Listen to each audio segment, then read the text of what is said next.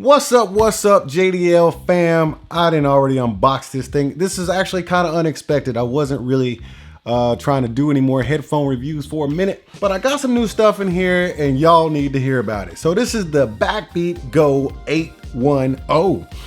So we were doing a live stream a couple of days ago and I cannot remember my man's name, but he told me I should try out the BackBeat Pro Plus.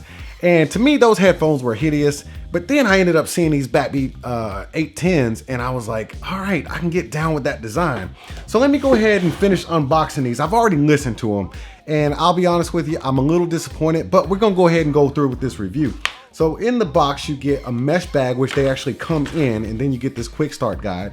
Then you get some instructions along with a 3.5 millimeter cable. It's not proprietary, but it does have a, yeah, it's not proprietary. It just looks like it is. And then you get your standard micro USB cable. So let me just put this back in the box, put this down to the side. I'm gonna put this down too. Now, got my area all clean. Okay, so now we have the star of the show. Now, I'll be honest with you, man, the first thing that caught my eye on these things obviously was the looks. It comes in a bone white, which is kind of an off-white, and this almost a rose gold or a bronzy kind of gold color for the arm right here. Then it also comes in a graphite black, I believe it is. And then you got this royal or navy blue rather. I chose the navy blue because it looked really nice on the internet. In real life, it looks really good. I don't have any complaints about how it looks in real life. Now you can't see this on camera. It has a smooth texture right here. There's a hard line. Then it goes into this very, very lightly textured material right here. And then it goes back into that smooth right there. And then you have this is metal now. This is straight up metal. I don't know what it is, but it's metal. This bronze or gold finish right here. You have a rubbery textured interface pad. That's what I'm gonna call it right now, interface pad. And then everything else is plastic. Then you got your ear cups right here. And as far as buttons and more interface, we got a volume plus and a volume minus. And then we have basically an EQ button. This is a dedicated EQ button right here. Then you have your on off switch. And then if you press that up and hold it for 2 seconds, it goes into pairing mode. Then you have your, it's doing stuff right now. Then you have your 3.5 millimeter jack. And then you have a USB right here. You got a couple of microphones on here because it does take calls and it does do ANC at 2 different levels. Now, as far as design goes, I'm good with the design. I think the build quality is fine, although you do get this. Yeah, that comes along with it. I think the build quality is great. I don't think they're built cheap at all. It's just that sound. I don't feel like they're gonna break at all. As far as the headband, this is a very, very thin and almost pretty dense cushion they got here, but it's a cloth cushion, which I'm really surprised they didn't carry this same cloth inside of the ear cup, because even though these ear cups are really comfortable and you can probably wear them for a long time, it looks like memory foam too. They did not put that on the inside. On the inside of there, it's a vinyl material. So that tells me with these things being so closed up, because let me see, put them on my head so you can see, they don't have a big profile, but my ears are pretty small and they fit right into those ear cups. So with that tight fit on the ear cups, you kind of need some breathable material in there for long-term use. I don't think this vinyl is gonna do it for me as far as long-term use. I think your ears are gonna get up in here and sweat. Now with the BackBeat Go lineup, this is for people on the move, maybe even a gym set of headphones, who knows? And that's kind of what they're designed for. That's the whole Go thing about the headphones. But with that, you're getting a crowd that might prefer a little bit of bass. Now, I'm a bass head. These things do pack a punch, but at a price. The price you pay is muddied up mids and highs. Now, when we talk about bass in these headphones, it does carry a low note. They do get down there, but you definitely sacrifice your mids and highs. They get kind of muddy, man. I'm not gonna lie to you. The mids and highs almost disappear. But that kind of aggravates me because if you go into the BackBeat app, not only do you have this dedicated EQ button right here, it says EQ balanced right there. Okay, if you go into the EQ settings, you have 2 presets that this thing is attached to. This button right here is attached to 2 presets. You got bright and balance. I kept it on balance, and even if you do put it on bright, I don't see a change in sound signature. I don't see anything that changes. When you do hear a change in sound signature is when you turn on the active noise canceling. And now I was not expecting that out of a Plantronics set of headphones.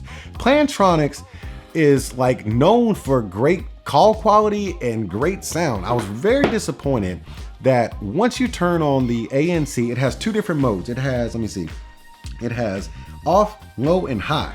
So on low or high, you lose bass. You lose bass when you turn on the noise canceling.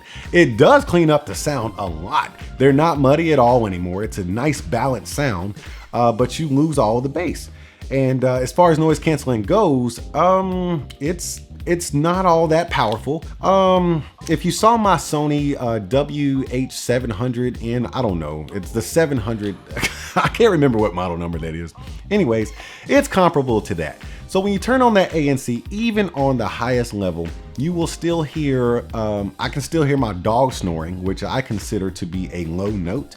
I can still hear cars passing by outside, and I can definitely still hear music or people talking or babies crying and stuff like that. So the noise canceling, it does block out some noise, but this is not your QC35 or Sony WH1000 MX2 or MX3 noise canceling here. This is definitely low end noise canceling, which I'm kind of disappointed in because it came from Plantronics. I mean, they are masters of noise canceling and call quality. But since we're talking about Plantronics, we're going to talk about call quality. I took one phone call on these things and it, oh my God, you might as well be talking to the person in person because the call quality is that great on these headphones. They do have a feature in here. The app, I'm gonna tell you, man, the app is garbage. Okay, so it's not a feature-rich app. I'm not even gonna display it on this video because there's really nothing to show. I'll just tell you what's in it. So you can go in here, you can go into your system volume and turn it up and stuff like that. But what you do get is you can display the battery time or the listening time on the app, on the homepage of the app. You get to choose your EQ, either bright or balanced. You only get 2 presets. Like, what in the world? You get ANC on, off, or high. HD voice on. I put mine on and it says HD voice on phone calls sound rich and more lifelike.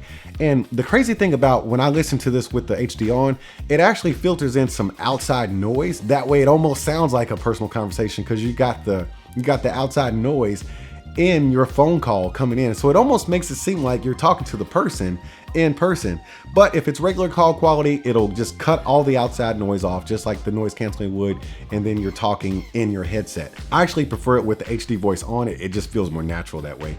As far as other features on here, let me see. That is it, man. You got nothing. You got a user guide. Oh, and Find My Headset. I think adding Tile would be an actual waste of software, but this has its own baked in software where you can find my headset. So for some reason, if you put your headphones down somewhere and you cannot remember where you put them, you hit Find My Headset and then it does this little GPS thing or a Bluetooth thing. Then it sends a tone and you hit that button.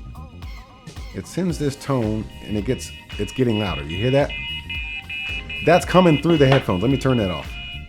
You find your headphones and there you go. You got your headphones in your hand. But as far as features and stuff on the app, it's pretty much trash. It's almost rendered useless. And now in the quick start guide, I did see where the volume plus and volume down button were supposed to double as ANC buttons if you hold them for 2 seconds, but that feature does not work for me. It just doesn't work.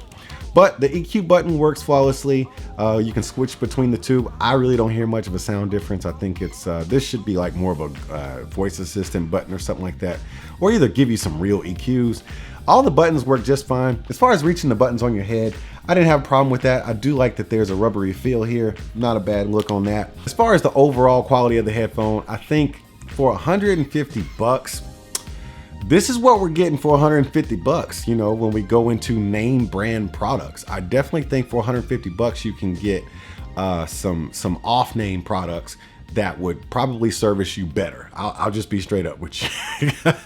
I love the design of these headphones. That creaking, ooh, I don't know. I don't know if that lends to the build quality or not, but I don't feel like they're gonna break. But they do sound pretty, they have a nice balanced sound if you just want a nice balanced sound. If you're looking for bass, these are not headphones for you. If you're looking for noise canceling, these are not the headphones for you. But when you turn on the noise canceling, they do have a nice balanced sound. If that's all you're concerned about and you're willing to spend 150 bucks for this style of headphone, I think you're good to go. Other than that, I would not suggest buy them. just because I think you can get better out there for the money. But that's my take on it, man. I just felt like I needed to share that with you guys. I just need to pack these things back up, send them back to Amazon, because they are not staying in this house. If I got 150 bucks to spend, it's not going to these headphones. Anyways, I ain't no expert in this kind of stuff. I'm just doing reviews. Hey, before I get out of here, don't forget about the Patreon giveaway. Check the information down in the description box because you can qualify for our monthly Patreon giveaway. I'm giving away stuff every month. But before that happens, you got to make sure you tap on that like button, smash that subscribe button, and most important, make sure you tap on that notification bell so you can see when I drop the next video.